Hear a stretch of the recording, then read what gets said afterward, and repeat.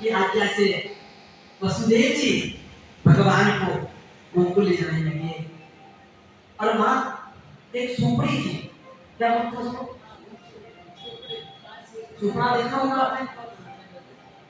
अभी तो देखने में बहुत कम आता है। जब हम जाते थे गांव में तो वहां से गेहूं, हाँ हाँ, तो उससे क्या है जो कचरा जो रहता है उसमें उड़ जाए, वो जो साफ रहता है वो, मानो ये संकेत है कि जब सुपड़े को भगवान बोले जो साफ था वो ग्रहण कर लिया, जो ग्रहण था वो छोड़, और भगवान को लेकर के अब चले हैं। आप चाहे वो पसंद हो सकता है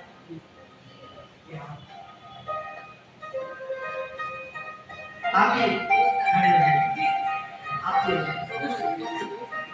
अच्छा अभी ज्यादा हो हल्ला मत करिएगा क्योंकि कंसे को पता ना लग जाए।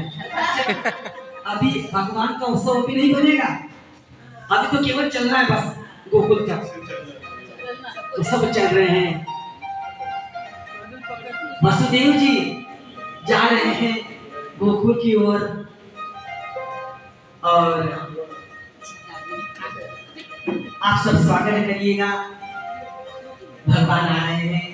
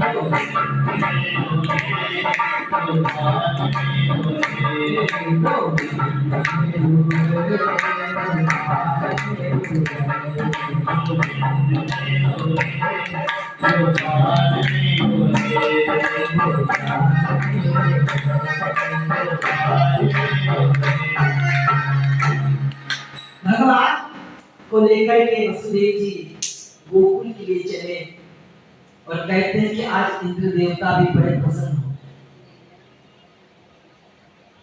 घनघोर वर्षा होने लगी, मानो आज इंद्र देवता भी भगवान के स्वागत के लिए व्याकुल हो चले। जब यमुना के तट पर पहुंचे तो यमुना जी में तो बहुत बाढ़ आई हुई थी, लेकिन कहते हैं कि भगवान के पिता आए हैं ना, तो यमुना जी ने भी उनको मार्ग दे दिया, रास्ता दे दिया, और यमुना जी के मध्य में से वसुदेव जी जा रहे हैं।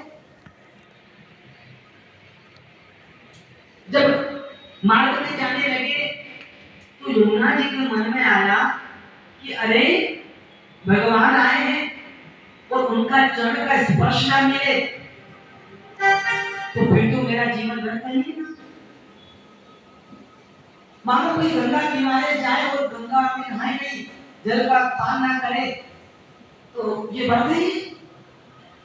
भगवान स्वयं मेरे पास लेकर के आए हैं,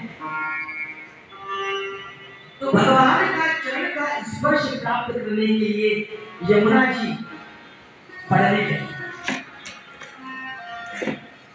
और इतना जल बढ़ गया कि वसुदेव जी के कंठ तक जला है।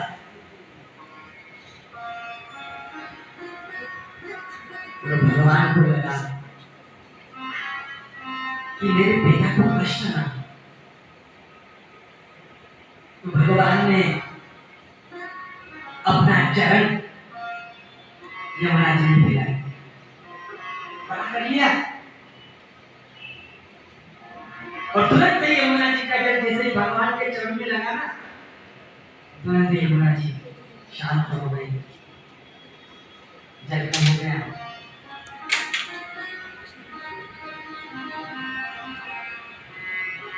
और भगवान को लेकर के वसुदेव जी गोकुल पहुंचे। भगवान की योग माया के कारण पूरी गोकुल वासी सोए रहे थे, कुछ पता ही नहीं था कि घटना घट गई। और नंद रानी ने अभी अभी एक कन्या का जन्म दिया था, साक्षात भगवान की योग माया थी। वसुदेव जी ने अपने प्राण प्रिय पुत्र को यशोदा मैया के पास बुला लिया और उस कन्या को लेकर के पुनः वो मथुरा गए।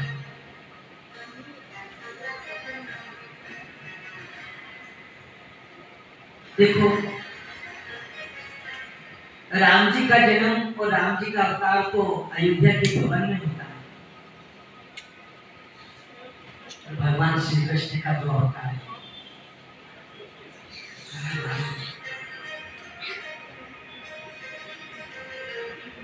श्री कृष्ण के जीवन में इतने विविध पहलू हैं, इतनी विविधताएं हैं, इतने उतार चढ़ाव हैं, लेकिन उनका जो व्यक्तित्व है इतना विराट है, इतना विशाल है कि किसी भी परिस्थितियों में वो डगमगाए नहीं, विचलित नहीं हुए, और हर परिस्थितियों से भगवान कृष्ण मुस्कुराते हुए लड़ते थे और हमें शिक्षा देते।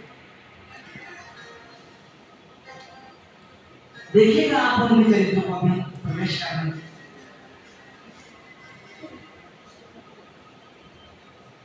कितने कष्ट आए हैं, कितने उनको दुख हुए हैं,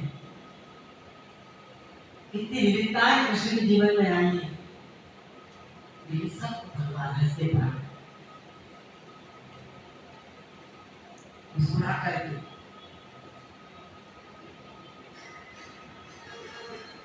भगवान की लीलाएं कृष्ण की है, यद्यपि वो अनुकरणीय नहीं है, ध्यान रखना। लोग कहते हैं कि कृष्ण का,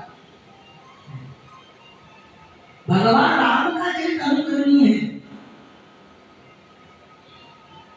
राम जी ने जो करा है वो हमें करना है, लेकिन कृष्ण ने जो कहा है, जो उन्होंने किया उनको नहीं करना है। अब भगवान तो गोवर्धन पर्वत उठाएंगे, क्या हम उठा पाएंगे? उन्होंने विष्णु काम की पाए, उन्होंने अग्नि को अपनी आग तक पाए। कृष्ण बनना सरल थोड़ी है, लेकिन कृष्ण जी ने कहा, गीता में भगवान ने जो कहा है,